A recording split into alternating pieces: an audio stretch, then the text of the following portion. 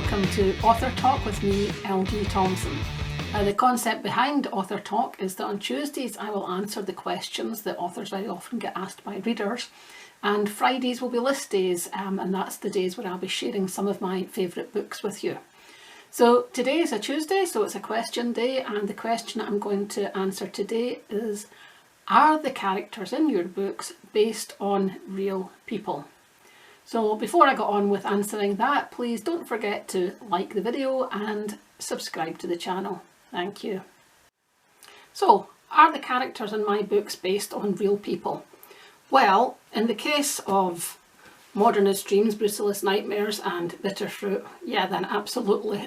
These books are memoirs, so everybody in them is real, albeit the names have all been changed. For my novels, well, as a rule, no. I mean, none of the main characters have been based on real people. And I think it's maybe like a dangerous route to go down. Especially, I think when people are saying that, like it's probably coming from a place as, are you writing about people as a form of vengeance?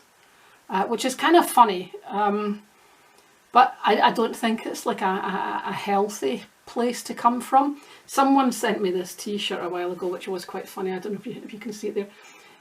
Careful or you'll end up in my next novel. But like I say, I don't think it's a healthy way to go down. Having said all of that, I have put people I know in my books, usually as a little cameo, sometimes as just as a little joke. For example, in Boyle's Law, this was one that really kind of made me laugh. Like in Boyle's Law, near the beginning, there's a little paragraph. It's just a couple of lines, and it says, "A big bloke wearing nothing but underpants yelled at Bracco and his mates. He had muscular arms and skinny legs, and his face was all screwed up. Bracco couldn't hear what Mr. Big Bloke was saying, but it was clear that he was not a happy bunny." Yeah, that's a little cameo of my husband Charlie. And I did it just to kind of amuse me. I think when I was writing the book that he'd been really mad about something like fairly recently, and had been like railing about the house like in his underpants, like sort of shouting and bawling, and it was quite a funny image. So I decided to like add it into the book. The name of the main character in Boyle's Law is actually Charlie Boyle, and I think that led some people to believe that I had based that character on my husband Charlie. Absolutely not. The Charlie in this book and the Charlie I'm married to are two completely different characters. So Charlie Boyle is not based on my husband, I will state that categorically. Charlie Boyle's got more in common with me than he does with the Charlie I'm married to.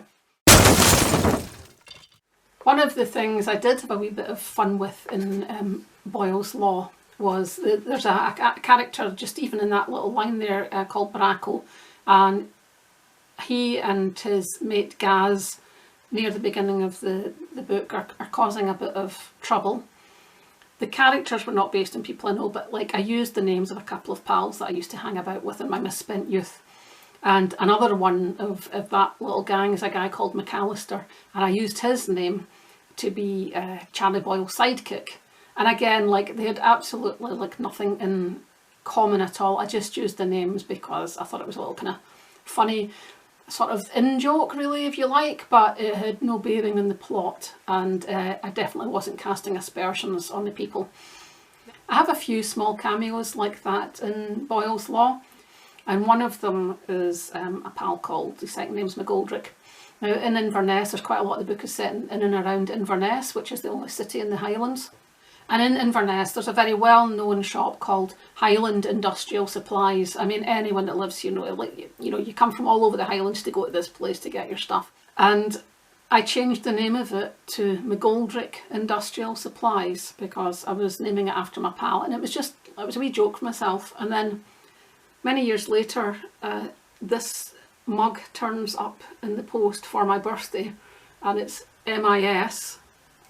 McGoldrick Industrial Supplies.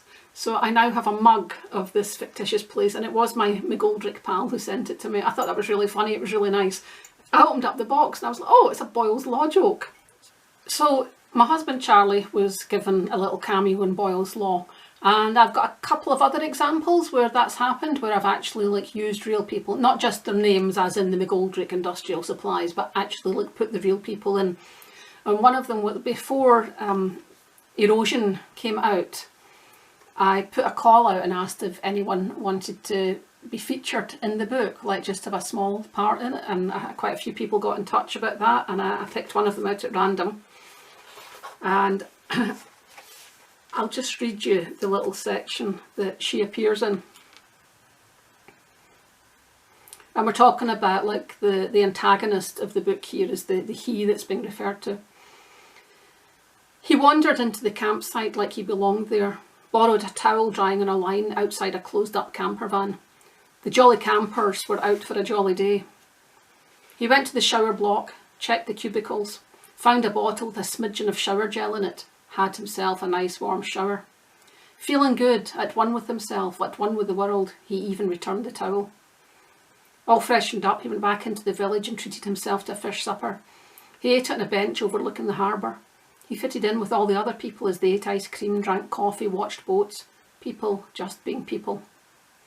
He was part of the world again. Meal finished, he walked along the front until he was past the filling station and on the road south, and then stuck out his thumb. A car loaded with kids went by. The driver shrugged a sorry. Jonathan smiled. It was easy to smile on a day like this. A day when the sun was shining. A day when he'd gained his freedom. 2 more cars and a van went by without stopping. His smile was beginning to fade. Another car. A lone woman in it. There would be no chance of her picking him up. The car pulled in. He glimpsed blonde hair. The passenger window rolled down. She leaned across to speak to him. Where are you going? South, he said. Anywhere south. He smiled. She gave him a once-over without returning the compliment. He thought she was going to drive off on him, but she told him, OK, get in. She was wearing a dress that looked as though it had been made with her in mind. He buckled up. The skirt stopped at her knees. She had good legs. What's your name? She asked. He'd told Tripod Man his name was Ed. Phil, he said. The gaze from her sharp blue eyes pinned him to his seat. She was clearly not a woman to be messed with. Ruth, she replied. I'll take you as far as Inverness. He spent the rest of the journey staring straight ahead. When Ruth dropped him off, he felt lucky not to have been ejected en route. The real life Ruth is a great person, but she's certainly not someone to be messed around with. So that was my little cameo of Ruth in that book. So you're pulling your ideas in from all over the place. And I have used people's reactions or mannerisms or things, but it's bits and pieces. I think using like a whole person, like as a character, and trying to make it just like them is kind of like a dangerous thing to do. Like dangerous in the respect of like stifling your writing. The only other person that I can think of that I've used directly, given them a sort of cameo role, is a guy called Dr. Austin, and he appears in Each New Morn. And I met him at a lecture he was giving, and afterwards I asked him if I could put him in the book and quote him, and he said yes. I'll just read this little couple of paragraphs here. There was no mushroom cloud, no bang. It wasn't big and it wasn't biblical.